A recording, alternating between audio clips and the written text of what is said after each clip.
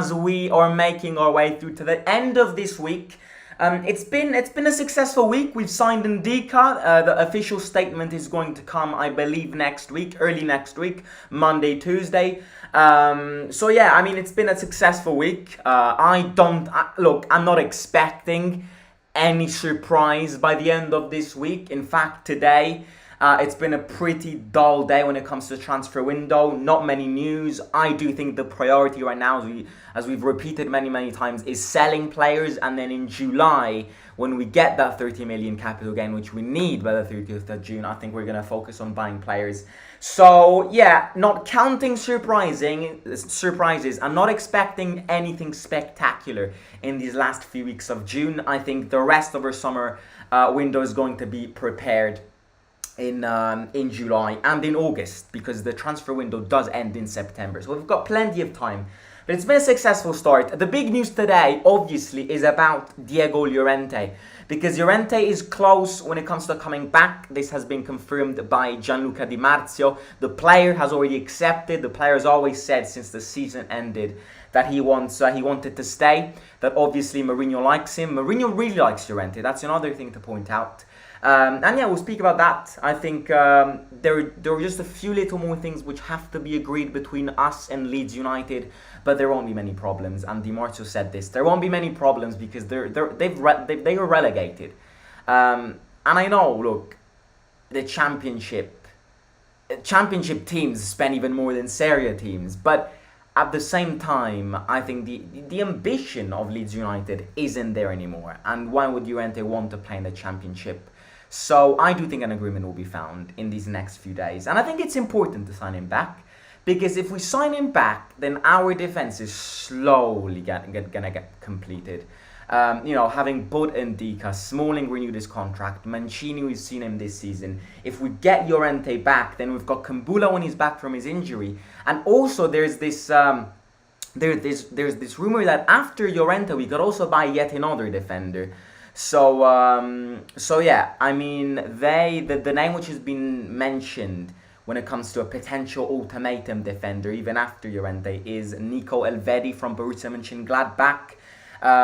The rumor that we've presented an offer of 15 million, it has not been confirmed by experts. It is true that we're interested in it because Alfredo Pedulla, Serie A transfer market expert, has confirmed that, but it is not true that we've presented an offer yet to Borussia Mönchengladbach.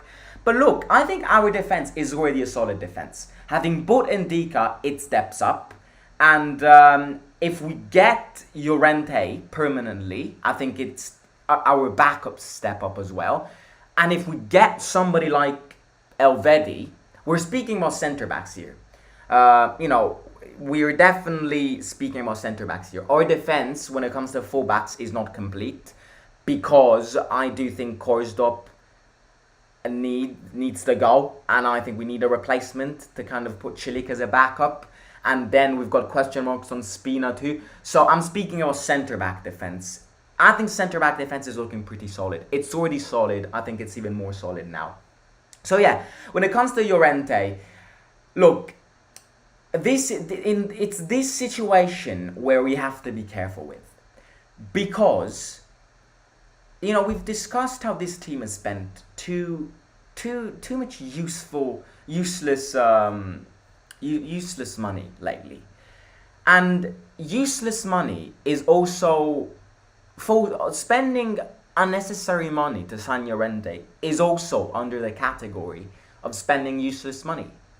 Because if we get outclashed by Leeds United, who are a relegated side, and we don't have the balls to persuade them and exploit the fact that they're in the championship to lower that price tag, that is what it means spending useless money. If I have to spend 15 to 18 million euros on a defender who plays for a relegation team, that is the definition of spending useless money. So I really hope that this agreement between us and Leeds United involves a price reduction, Because if we get fooled by a team who got relegated, who, can I add, somebody who watches the Premier League week in and week out, Leeds United this season have been by far the worst team in that Premier League. By far. Leeds United conceded an average of 5 goals per game, it feels like. If we get outclashed and out-dominated by Leeds United, who are in the Championship right now, and can't convince them to lower that price tag, that is what it means by spending useless money.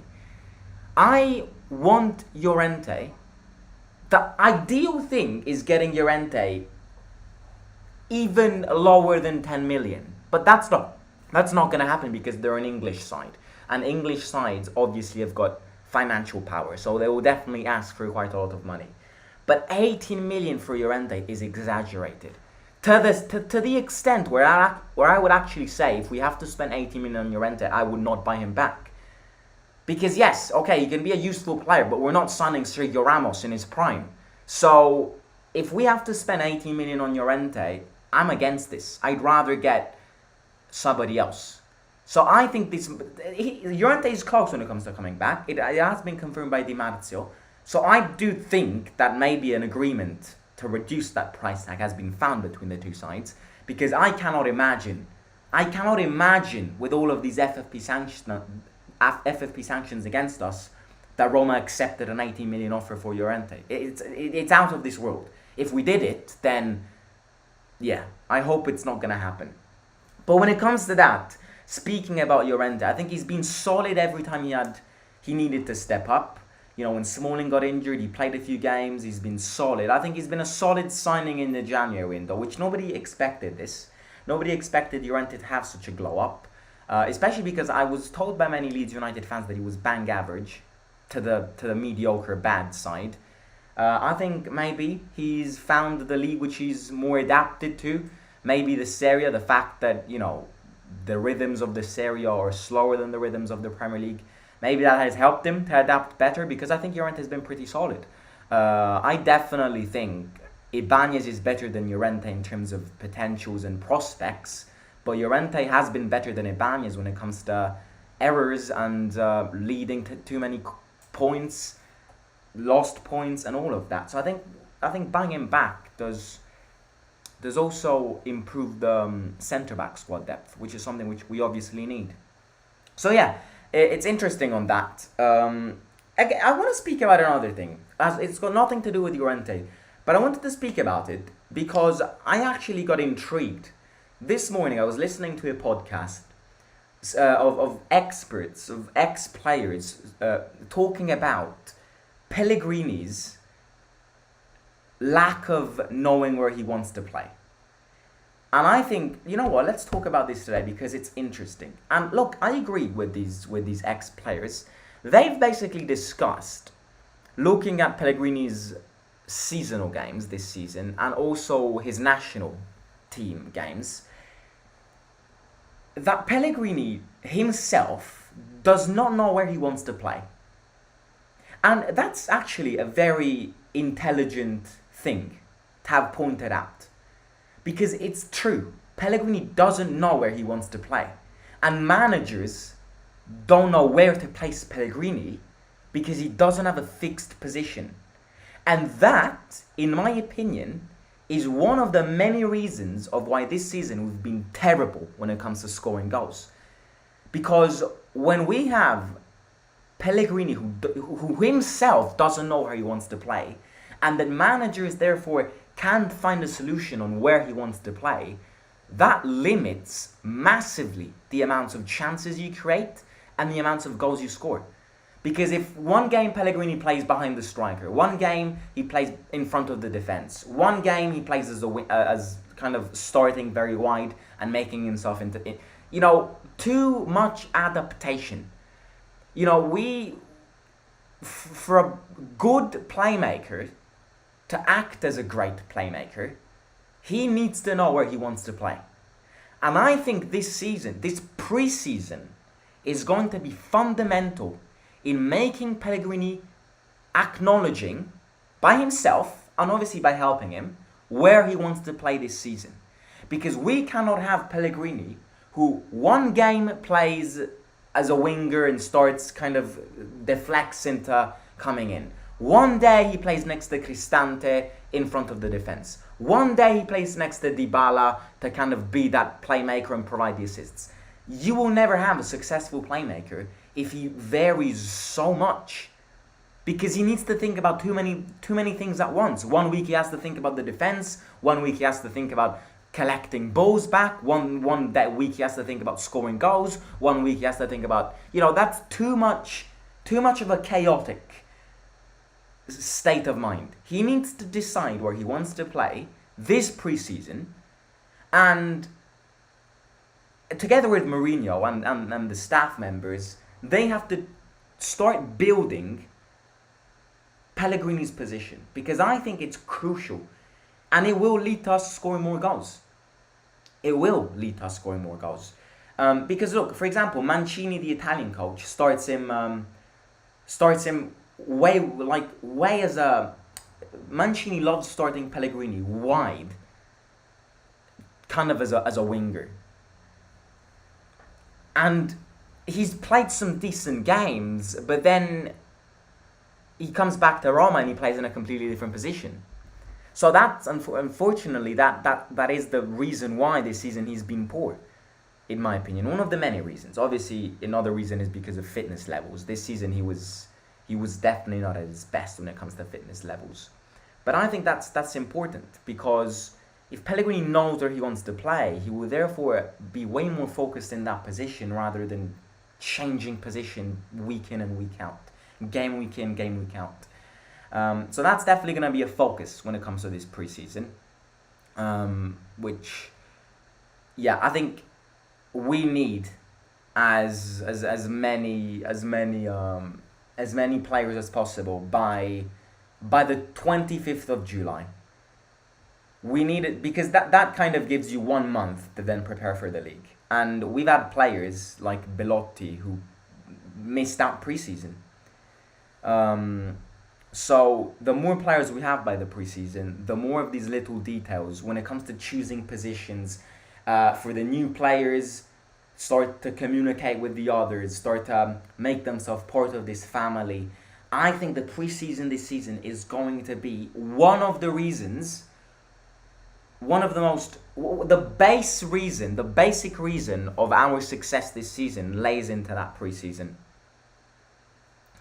That's very, very important. Very, very important. Speaking about our preseason, I believe the players are going to be back from their holidays the 10th of July. So the 10th of July they're going to meet back up in Trigoria. They're going to have a few weeks where they're going to train there. Train in Rome. Maybe have some little friendly games behind closed doors in our training ground. And then I believe we're leaving for we're leaving for Singapore, right? Singapore and Korea, if I'm not wrong. And we're gonna play Tottenham. We're going to play Wolverhampton. We're going to play a Korean team. We're going to play Celtic Glasgow. You know, an interesting thing which I read yesterday. I was looking back at the Zaniolo deal which we signed with Galatasaray. And apparently, I'm not sure if this has been confirmed, but there was something in Zaniolo's contract to Galatasaray which said that Roma and Galatasaray had to play a friendly game this summer. And the money of that friendly game would have gone to the kind of the people affected by the Turkish earthquake, which happened in January. And that's going to be massively interesting to see if it does happen. Because I would love to see, even if it's a friendly game, I would love to see Zaniolo play back against his old teammates. That is one of those friendly games which I would watch, even if it's like 4 a.m. at night. I just want to see how the players react to Zaniolo playing against them. But again, it's not been confirmed. I don't know when it is, if it's actually going to happen. And I don't know if it's gonna happen. Anyways, let's answer one last question which I saw before in the chat. Interesting one, speaking about Morata and Scamacca. because obviously they're going to be the priority when it comes to strikers. So that's obviously going to be something important to talk about. Who's more likely to be signed? Morata or Scamacca? Dybala is trying to convince the Spanish international. I'd be happy with either just to get the players in for the start of the preseason. I have to be honest with you. I actually think both of them will come. If I have to say who the most likely it is to come, I'd probably go with Morata just because he has been convinced by Mourinho and Dybala, and because his release clause is very cheap. 10 million release clause the 1st of July is a steal. Scamacca, I think it is going to happen because, look, English teams are always a pain in the ass to negotiate with because they never, the fact they've got so much money means that they never in a million years decrease their price tags. Scamacca got paid a lot of money from West Ham, 36 million plus 6 bonuses. So obviously they don't want to loan him out because they need to try and, make that money again. However, I think to unlock the Scamacca deal, negotiations are going to continue. But I think a lot of himself and his agents are going to put so much pressure on the West Ham board that at the end of the day, I think they will accept a loan. Yeah, but out of the two, I'd probably say Morata's a little bit easier. I would love both of them. I want both of them. I think both of them having an attack with Scamacca, Morata and Tammy on his back, I think has the potential of being a great attack. Look, I'll be honest, it's not going to be an outstanding attack because neither Tammy nor Scamacca, not even Morata guaranteed you 30 goals. No striker, apart from Osimhen, guarantees you 30 goals a season. Not even Vlahovic. No. Nobody. Just Osimhen in this league can guarantee you 30 goals a season. None of the three is a goal machine. But each one of the three can give their own part to this team. And I've read comments. I know that a lot of you don't want Scamacca, neither Morata. But strikers these days cost too much money. And when we're in a position like this, I struggle to believe we're going to get a world-class striker. Because these days with strikers, you either have money coming out of your ass to spend on a striker, or you just gamble, young player, and you hope that he explodes. That's the two paths you follow in 2023 when you want to buy a striker. And we can't follow the first path, so we kind of have to go with the second path. I don't want to spend more than 10 million for Llorente, especially when they go relegated. Fully agree. Looks like Inter are leading the race for Frattesi, but Roma are waiting. As I've said yesterday, if nobody buys him by July, expect a Roman assault to sign him. But yeah, Inter are leading the race. It is true. Morata is definitely more likely to be signed. Scamacca will cost at least 25 million. Yes, please sell Perez, Kluivert, Reynolds, Volpato plus Misori. That's 34. Come on, Pinto, get him done. Was it a hand in a Europa League final? I mean, self-explanatory. And I'm not saying that because I'm a Roma fan. Anybody who says that was a NATO position, oh, fuck yourself. For me, Pellegrini is best at mezzala with an attacking emphasis. When he plays higher, he tries to be Totti. Yeah, he's got too many different positions in him. He has to choose one, focus on one, and play in that one. Tammy will go to West Ham if Scamacca has a good season. Could be, but obviously much of it will also depend on whether Tammy will return well, because those are terrible injuries. So nothing is guaranteed that Tammy will return to first year at Roma levels. Big up Simo, saw you with Stella Tottenham away the other day. Oh yeah, it was a great. You know what? Speaking about Tottenham away and the fact that we've got a friendly game with Tottenham, maybe I could get them on to speak about that friendly game. I'll see when it is, and then yeah, we can make it happen. Yeah, everybody smash the like button. Thank you very much.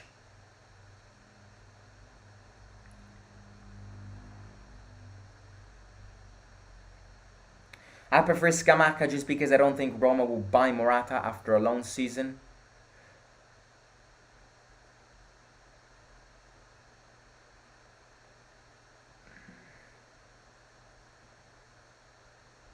Simon, I'm worried. Chill. Don't worry. Chill. Transfer window hasn't even started. Simon, I think we may not be able to get a goalkeeper or a CDM and even a proper winger this win. We don't need a CDM. We don't need a CDM. We've got too many CDMs. Matic, Cristante, we definitely don't need a CDM. We need a box-to-box, and I think that's a big difference. Scamacca didn't even get a chance to West Ham. He's a beast, says Salgallo. Simon, what about Retegui? I think he could be good for Roma, but I don't like Retegui. I haven't seen much of him, but the fact that he's been extremely pumped because he scored a goal with the Italian national team.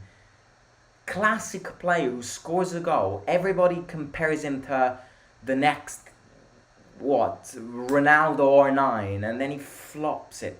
It's a written book. Please don't get Retegui. Anyways, ladies and gentlemen, not many news today. I think the Llorente one has definitely been the most crucial one. But Di Marzio has an 11 p.m. show every day in the summer to speak about the transfer window. So we will see if he announces something today.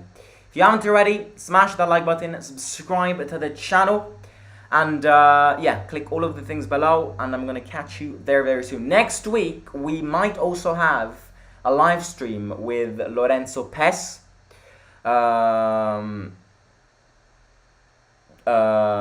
Transfer market, works in the Roma environment, has actually been part of many Mourinho's press conference this season to ask questions.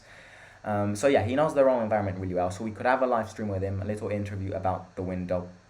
I think you overrate Cristante a lot. He's awful. What did I just read? Let me end this stream before I get a heart attack. Cristante is the most underrated player in this team. If Cristante wasn't there this season, it could have ended as a catastrophe. Appreciate Cristante. And again, that comment, I'll pretend as if I never read that comment, shall we? I'll catch you soon. Simon out.